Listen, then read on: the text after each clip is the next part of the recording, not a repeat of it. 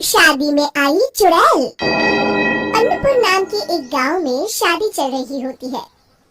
वाह, मजा आ गया फूफा जी। शादी में क्या खाना बना है, बाराती तो उंगलियां चाटते रह जाएंगे। हाँ, तुमने सही कहा। पनीर की सब्जी का तो कोई जवाब ही नहीं। दूसरी तरफ पंडित जी फेरों की तैयारी कर रहे होते हैं कि तभी वहाँ एक चुड़ैल आ जाती है।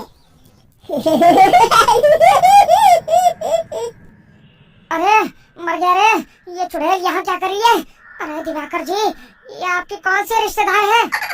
अरे मुझे क्या पता, क्या भाग्यवान, कहीं ये तुम्हारे मायके से तो नहीं आई है।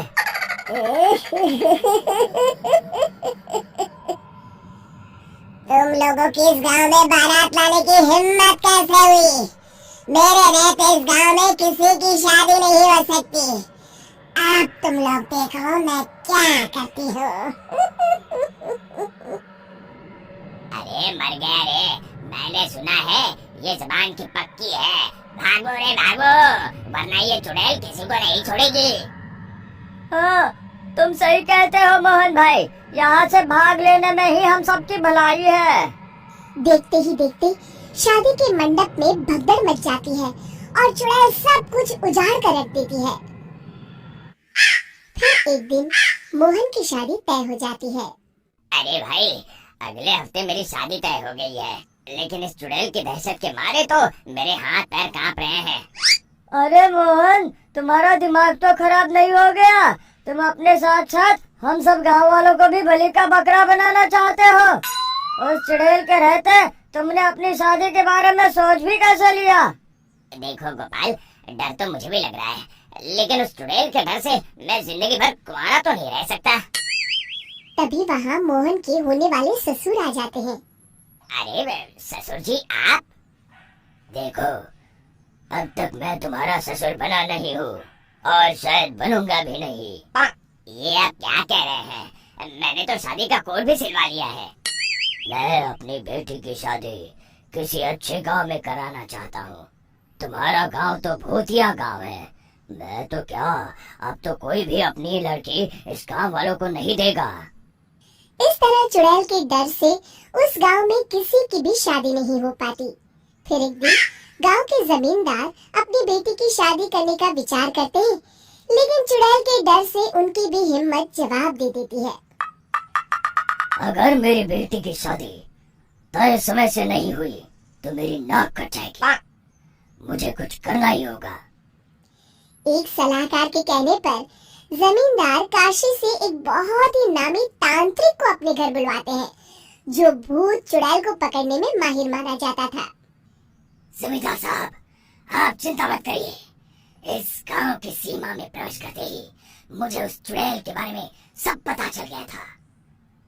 आप उसे जल्दी से जल्दी कैद कर लीजिए ताकि मैं अपनी बेटी की शादी कर सकूं।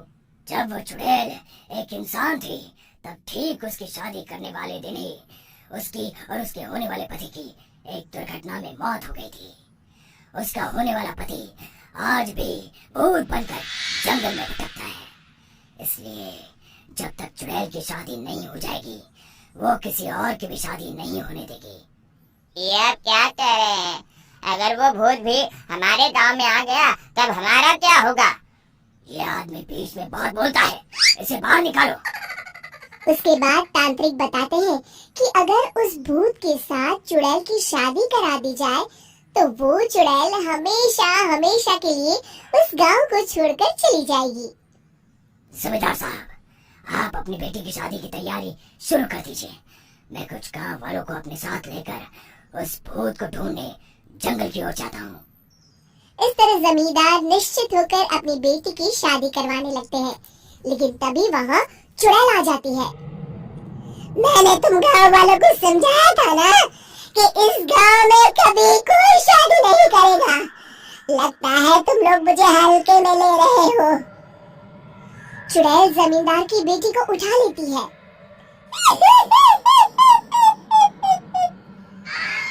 अब देखती हूँ बिना दुल्हन के तुम लोग शादी कैसे करोगे।